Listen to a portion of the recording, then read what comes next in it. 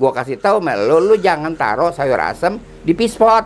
Itu dibilang lu kagak ada adab kalau begitu. PKI itu sangat mengeksplorasi, orang dulu bilang Outbaten, istilah atau pidato Bung Karno, salah satu pidato Bung Karno yang mengatakan Pancasila itu alat nomor 1.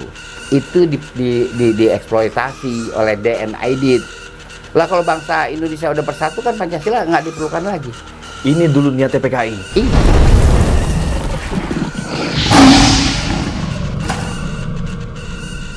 Assalamualaikum warahmatullahi wabarakatuh, teman-teman semua. Balik lagi bersama gue Vasco Rusemi di Macan Idealis. Hari ini gue bareng Babe Ridwan Saidi lagi. Jadi gue mau diskusi sama Babe mengenai hal yang lagi heboh lagi nih, Be, mengenai haluan ideologi Pancasila nih, Be. Ini lagi rame diperbincangkan nih, Be, di DPR.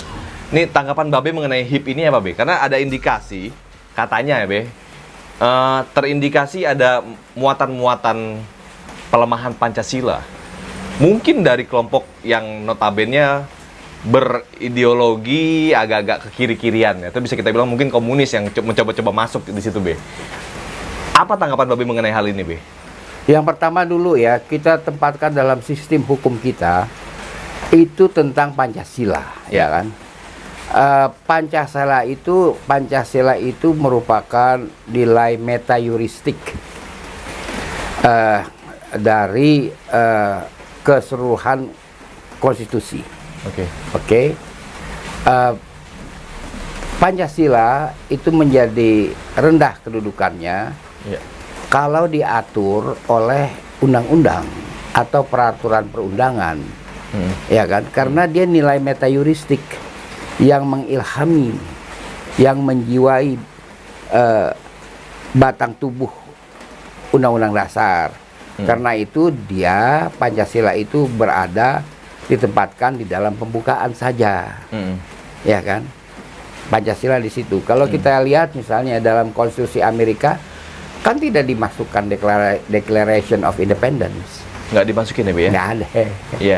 Kalau kita lihat kemudian Konstitusi USSR masih zaman Soviet Uni, Manifesto Komunis kan nggak dimasukkan dalam konstitusinya. Nah ini sekarang malah ditempatkan haluan ideologi Pancasila kan judulnya HIP, ya kan? Itu sebagai satu undang-undang, ya kan? Itu merendahkan. Ada pepatah orang Betawi, ya kan? Janganlah kak lo katanya narok sayur asem di pispot, biar kata itu pispot baru nggak ada orang mau makan, begitu katanya, ya kan? Bukan tempatnya sayur asem, bukan tempatnya ditaruh di pispot. Biar dia baru beli dari toko, nggak boleh. Nah jadi Pancasila itu nilai yang luhur, metayuristik. Itu kemudian berikutnya kekuatan hukum Pancasila itu jelas, ya kan? Kalau ketika di Undang-Undang Dasar 45 hasil keputusan PPKI tanggal 18 Agustus 45 kan masuk dalam itu waktu namanya berita negara. Itu sudah berkekuatan hukum. Kemudian berlaku Undang-Undang sementara 50 dan sebelumnya Konstitusi RIS 49, ya kan? Lalu kita kembali ke Undang-Undang 45 pada 5 Juli.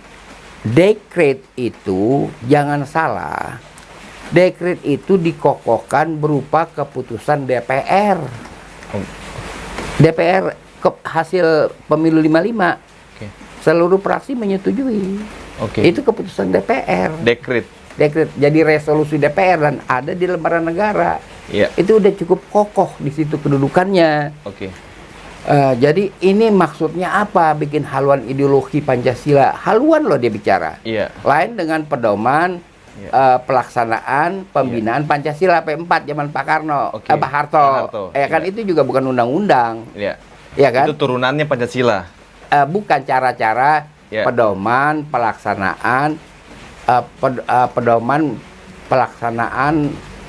pembinaan atau pendidikan Pancasila. Berarti kan turunannya dari Pancasila kan? Jauh ke bawah. Jauh ke bawah itu kan? Bukan Pancasilanya. Jadi bagaimana itu diajarkan.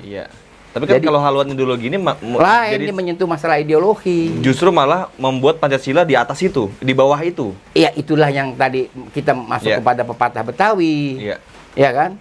Jadi dia masukkan apa? Misalnya di situ dalam considerance mengingat nggak ada tentang TAP MPR S25 Iya, iya. mengenai larangan PKI Iya, komunis. dan komunisme. Iya. Ya kan, itu nggak dicantumkan. Jadi ini apa keperluannya? Apa yang mendesak dengan mengeluarkan RUU inisiatif namanya, karena DPR yang keluarkan RUU inisiatif HIP ini apa? Ya, dan juga ada landasan katanya gini, Be, ada pembahasan mengenai ketuhanan yang Maha Esa itu seakan-akan dirubah menjadi ketuhanan yang berkebudayaan. Jadi begini ya, ketuhanan yang Maha Esa itu adalah monoteism kalau mau diterjemahkan. Iya. Monoteism itu lapangannya adalah teologi, ya kan. Istilah ketuhanan yang Maha Esa yang saya dengar atau yang ada dokumennya pertama kali diucapkan oleh Ketua Parindra cabang Betawi tahun 41 ketika pemakaman Muhammad Husni Tamrin.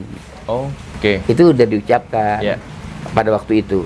Jadi kalau itu dia katakan berkebudayaan itu apa? Kebudayaan sesuatu yang lain dengan bidang keagamaan. Ya, apa mungkin nanti misalnya budaya-budaya yang kita ngasih jampe ke Nyilor Kidul itu juga masuk ke ketuhanan jadinya ntar? Jadinya. Bisa begitu kan? Ini berbahaya dong, Be. Ya artinya nggak ada, bukannya ini undang-undang bukannya mengatur jadinya kan.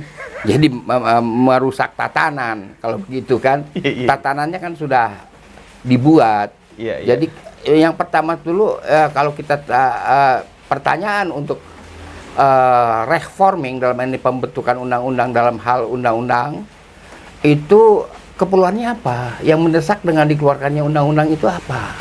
Itu benar tuh, Be. Apa yang mendesak? Apa yang mendesak? Ya. Coba dia jawab, ya kan? Apa yang mendesak? Ya. Itu harus dijawab dulu. Sampai 60 pasal itu apa aja isinya? Toh pelaksanaan Pancasila sebenarnya juga sudah ada butir-butirnya kan, Be? Udah. Iya. Nah, terus gini, Be, hubungannya dengan Piagam Jakarta. Mungkin ada perlu juga kita gali sejarahnya nih, Be. Mengenai Pancasila itu dengan Piagam Jakarta yang katanya begini, 7 kalimat. Piagam Jakarta itu ada dalam dekret ya. Merupakan kesatuan menjiwai dan merupakan kesatuan dengan dekret kalau Piagam Jakarta.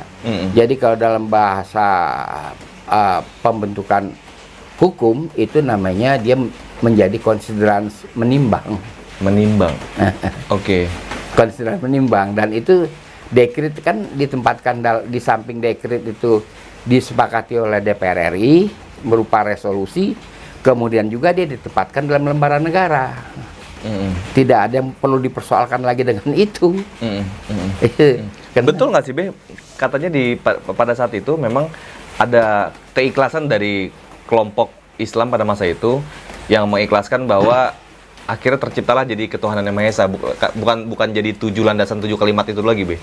Enggak, itu lobby saja, lobby. Jadi artinya draft itu sebelum ketok palu kan di lobby. Tadi kan rencananya ada syariat Islam tadi kan, Be, di Pancasila. Iya, di dalam Piagam Jakarta ada.